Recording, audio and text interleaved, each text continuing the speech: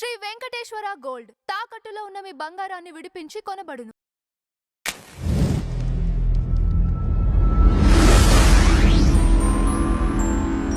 Madam నమస్కారం. నమస్తే madam, ఒకవైపు పాకిస్తాన్, ఆఫ్ఘనిస్తాన్, ఇంకొక వైపు రష్యా, ఉక్రెయిన్, ఇప్పుడు చూస్తే ఇరాన్, ఇజ్రాయెల్, యుఎస్ఏ, ఎక్కడ చూసినా యుద్ధ వాతావరణం.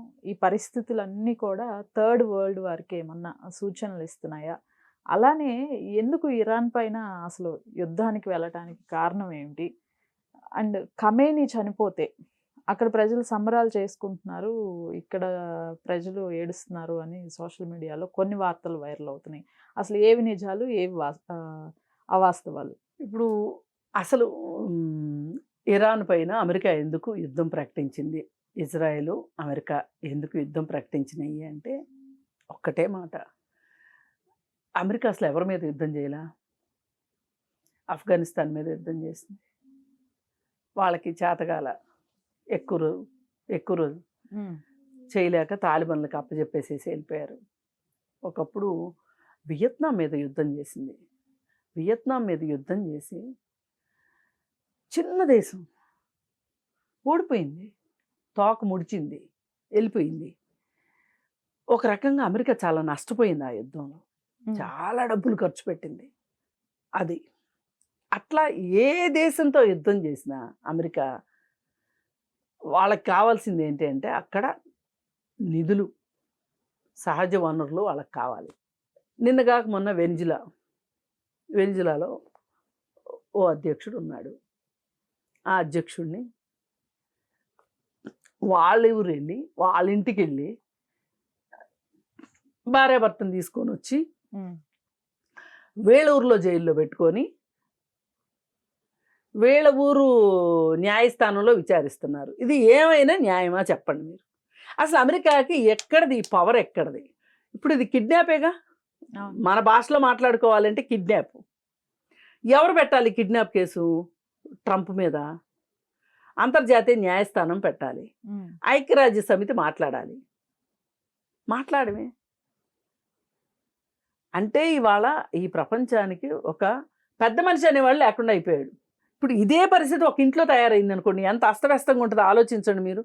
ఒక ఊర్లో తయారైంది అనుకోండి, ఎంత అస్తవ్యస్తంగా ఉంటుంది. అదే ఇప్పుడు పరిస్థితి, ప్రపంచం పరిస్థితి. అసలు అమెరికాకి ఎవడిచ్చాడు హక్కు? సరే, మదురో మంచోడు కాదు, నా మదురో వల్ల ఆ దేశం కంట్రీలో ఆ కంట్రీ ఇబ్బంది పడుతోంది అనుకుందాం. పోనీ నీకేం నొప్పి? అలాగే ఒకప్పుడు క్యూబా ఉండేది, ఫెడల్ కాస్ట్రో మీద వరల్డ్ రికార్డ్. అది ఏంటంటే తన సిఐఏ చేత 689 సార్లు హత్యాయత్నం చేశారు. 689 సార్లు తప్పించుకున్నాడు ఆయన. ఇది ప్రపంచ రికార్డు. ఆఖరికి ఆయన చుట్టలు తాగుతాడు. ఆ చుట్టలో విషం పెట్టి ఆయనకి సెక్రటరీ ఉంటే సెక్రటరీని కొనేసి ఎన్ని రకాలుగా వీలైతే ఇప్పుడు 600 సార్లు హత్యాయత్నం చేయడం అంటే ఎంత ప్లాన్లు వేయాలి, ఎంత ఖర్చు పెట్టాలి, ఇది ఆలోచించండి. ఇప్పుడు ఆ దేశంలో ఆయన పియ్యేదాకా వెళ్ళగలిగారు అంటే ఎన్ని రకాలుగా ప్రయత్నాలు చేస్తే ఆ పియ్యని పట్టుకోగలుగుతారు వీళ్ళు. ఆయన కాల్చే చుట్టలో విషం పెట్టాలి అనేంత ఐడియా మీకు వచ్చింది అంటే, ఐడియాలు రావడం పెద్ద గొప్ప కాదు, కానీ ఇంప్లిమెంటేషన్కి ఎంత కష్టం. అంటే ఎవడు కూడా నీ ముందు బతకటానికి వెళ్ళలేదు, బతికి కట్టడానికి వెళ్ళలేదు. అందుకే అమెరికాని ప్రపంచ పోలీస్ అంటారు.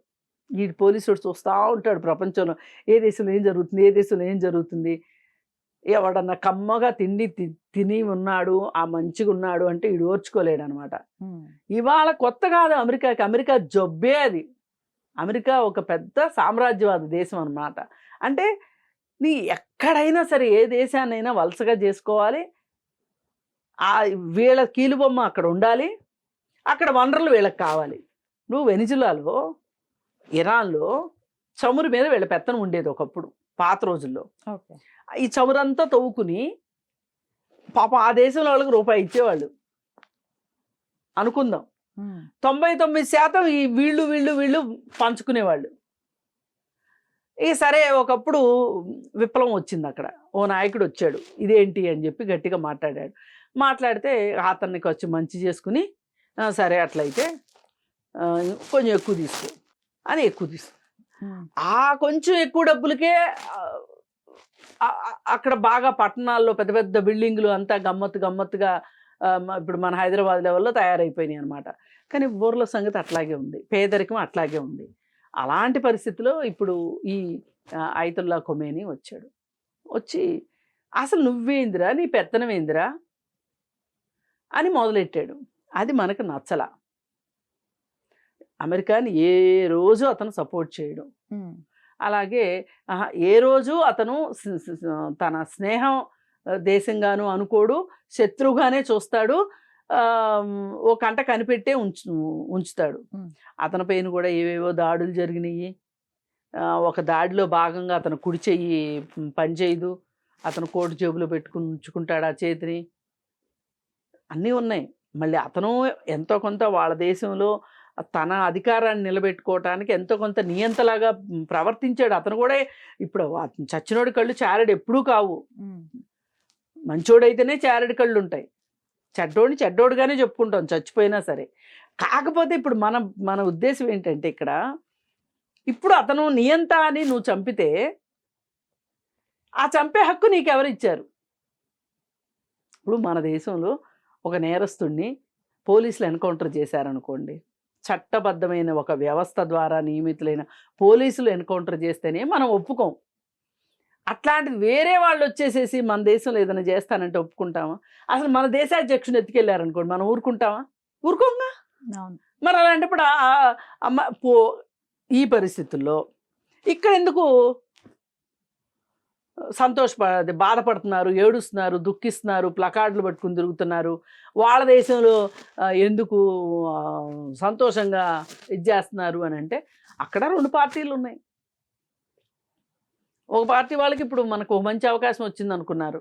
ఇప్పుడు వాళ్ళు అమెరికా తొత్తుగా మారిపోయి అమెరికా ఏదంటే అది ఒప్పుకుని జీ హుజూర్ అంటారు. వాళ్ళకి అధికారం వస్తుంది. అయితే ఎవరు మారినా ఎవరు వచ్చినా సామాన్య ప్రజలకైతే ఏమీ జరగట్లా. ఇది పరిస్థితి. మరి ఇక్కడ ఎందుకు మన దేశంలో ఎందుకు చేస్తున్నారు అని అంటే అతను షియా వర్గానికి సంబంధించిన వ్యక్తి. మన దేశంలో కూడా ఇరానియన్స్ చాలామంది ఉన్నారు. అలాగే షియా పద్ధతుల్ని ఫాలో అయ్యే ముస్లిమ్స్ ఉన్నారు.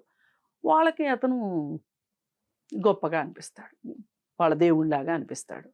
అందుకని చెప్పి అదేదో పెద్ద వింత విచిత్రము. ఇప్పుడు ఇక్కడ ముస్లిమ్స్ అక్కడ ముస్లింని చనిపోతే ఏడ్చారు కాబట్టి మనం హిందువులు అందరం ఏకమైపోవాలి అని చెప్పి కొంతమంది మాట్లాడుతున్నారు. అది కరెక్ట్ కాదు. అక్కడ ఏంటంటే వాళ్ళ షియా వర్గానికి సంబంధించిన వ్యక్తి కాబట్టి వాళ్ళు వాళ్ళ మతానికి అనుకూలంగా అనుకుంటున్నారు. ఇప్పుడు బంగ్లాదేశ్లో హిందువుల్ని కొంతమందిని చంపేశారు. చంపేస్తే మరి మన హిందువులు అని చెప్పి మరి వాళ్ళు బంగ్లాదేశీలేగా, వేరే దేశస్తులు చచ్చిపోతే మనం ఇక్కడ ఎందుకు బాధపడుతున్నాము? మన హిందువులనే కదా. అలాగే వాళ్ళకు ఉండదా వాళ్ళ మతం గురించి? అసలు ఇవన్నీ కాదు. ట్రంప్ ఎలక్షన్స్లో గెలవాలని ఇక్కడ యజ్ఞాలు యాగాలు చేశారు. ఎందుకు చేశారు చెప్పండి? ఓకే, మనం చేస్తేనేమో గొప్ప, రెండో వాడు చేస్తే మొద నష్టం. ఇలా ఉంది ఆలోచించేది. పైగా ఇతను ఒకప్పుడు ఇండియా వచ్చాడు ఖొమేనీ. వచ్చి ఇప్పుడు కర్ణాటకలో అల్లీపురం అని ఉంటుంది ఒక ప్లేసు. అక్కడ ఒక 20-30 వేల మంది ఇరానియన్లు ఉంటారు. ఇరానియన్లు కాలనీ. హైదరాబాద్లో కూడా ఇరానియన్స్ ఉన్నారు.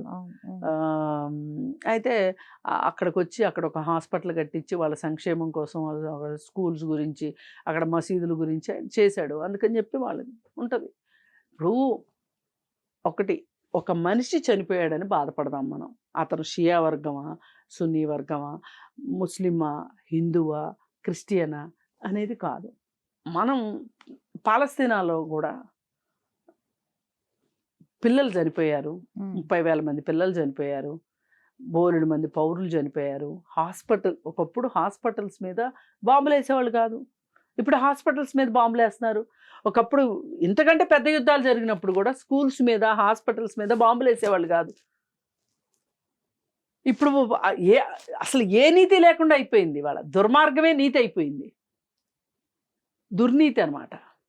ఈ మొత్తానికి పైగా ట్రంప్, నేను ఇంత సమయంలో నేను ఎంతమందిని చంపాను, అసలు నన్ను చంపాలనుకున్నాడు అందుకే నేను చంపేశాను, ఇలాంటి వదరబోతు మాటలు అన్నీ మాట్లాడుతున్నాడు. ఇట్లాంటి ట్రంప్ లాంటి వాళ్ళు ఇప్పుడు మనకి స్నేహంగా ఉన్నట్టు కనిపించవచ్చు, రేపొద్దున పరిస్థితులు అడ్డం తిరిగితే మన్నే అంతే చేస్తాడుగా. అందుకోసం ఈ యుద్ధం వల్ల పోని సరే వాళ్ళు కొట్టుకుని చేస్తున్నారు. ఈ యుద్ధం ఎడితిరిగి ఎటొచ్చి ఎవరెవరు సపోర్ట్ గ్రూపులు పెరిగి ఇది 3వ ప్రపంచ యుద్ధం అవుతుందా అని మీకు ఒక డౌట్ వచ్చింది. 3వ ప్రపంచ యుద్ధం దాకా రాకపోవచ్చు, కానీ ఈ జరుగుతున్న యుద్ధం వల్ల చాలా అనర్థాలు ఉంటాయి.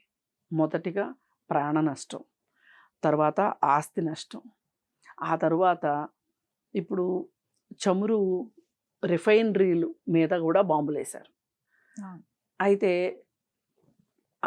ఆ చమురు రిఫైనరీలో ఉత్పత్తి ఆగిపోయింది అనుకోండి, మనకు ఆయిల్ ఎక్కడి నుంచి వస్తుంది? అలాగే ఒక జలసంధి ద్వారా ఆయిల్ వస్తూ ఉంటుంది ఇరాక్ దగ్గర నుంచి, అది ఇప్పుడు అక్కడ క్లోజ్ చేసేసారు. అసలు ట్రాఫిక్ జామ్ అయిపోయింది అక్కడ. అసలు మనకి దాదాపు 60% చమురు నౌకలు ఆ మార్గం గుండానే వస్తాయి. పోనీ అన్ని దేశాల్లో వచ్చే కష్టాల గురించి మనం మాట్లాడుకోకర్లా, మన దేశంలో వచ్చే కష్టం గురించి మనం మాట్లాడుకుంటే, ఇప్పుడు పెట్రోల్ రేటు, డీజిల్ రేటు పెరిగింది అనుకోండి. ఇప్పుడు నేనేమనుకుంటానంటే, తెలుసో తెలియకో నేను అసలు కారు వాడను, స్కూటర్ వాడను, నేను ఆర్టీసీ బస్సు ఎక్కుతాను, లేదంటే నేను సైకిల్ దొక్కుతాను, నాకు పెట్రోల్తో పని ఏంటి అని అనుకోవచ్చు. కానీ నిత్యావసర వస్తువులు, ఇప్పుడు మనం ఇక్కడ వాడే టమాటాలు మదనపల్లి నుంచి వస్తాయి, మదనపల్లి నుంచి నడుచుకుంటూ రావుగా, ఇంకో చోట నుంచి ఇంకోటి వస్తాయి, అన్నీ రవాణా ద్వారా, సరుకు రవాణా ద్వారానే వస్తాయి కదా. మరి ఈ పరిస్థితుల్లో ఈ ఖరీదంతా పెరుగుతుంది, ద్రవ్యోల్బణం వస్తుంది. ఇప్పటికే చూడండి రూపాయి విలువ పడిపోయింది, షేర్ మార్కెట్ దెబ్బతింది, బంగారం రేట్లు ఎక్కడికో వెళ్తున్నాయి. ఇవన్నీ మంచి పరిణామాలు కాదు. ఇప్పుడు కేవలం ప్రాణ నష్టం ఒక్కటే కాదు, మనం ప్రాణ నష్టం అన్నిటికన్నా అతి ఎక్కువ నష్టం కాదన్నట్ల. అసలు రేపు ఆహార పదార్థాల కొరత వస్తే ఏంటి పరిస్థితి? ఇప్పుడు ఒక చోట నుంచి ఒక చోటకి ఆహార పదార్థాలు సరఫరా కాలేదనుకోండి, అవి తినే మనుషులు లేక కుళ్ళిపోతాయి, పాడైపోతాయి. ఇక్కడ మనుషులు ఆ పదార్థాలు కావాల్సిన వాళ్ళు నకనకలాడి చేస్తారు. అందుకే ఎప్పుడూ కూడా, పోయినసారి పాకిస్తాను ఇండియా యుద్ధం అన్నప్పుడు కూడా నేను యుద్ధం వద్దు శాంతి ముద్దు అని మాట్లాడింది. అందుకే యుద్ధం ఎప్పుడు మంచిది కాదు, యుద్ధం ఎప్పుడు కూడా వీరత్వానికి గుర్తు కాదు, పొగరుబోత్తనానికి గుర్తు. నువ్వు కొంచెం తల ఒగ్గినా నష్టం లేదు, కానీ యుద్ధం మట్టు కరెక్ట్ కాదు. పైగా అన్ని దేశాల్లో వనరుల మీద నాకు హక్కు ఉంది అని అమెరికా వాడు అనుకుంటున్నాడు, ఈ ట్రంప్ మరీ ఎక్కువ అనుకుంటున్నాడు. ఇది ప్రమాదకరం ప్రపంచం. Right madam, thank you.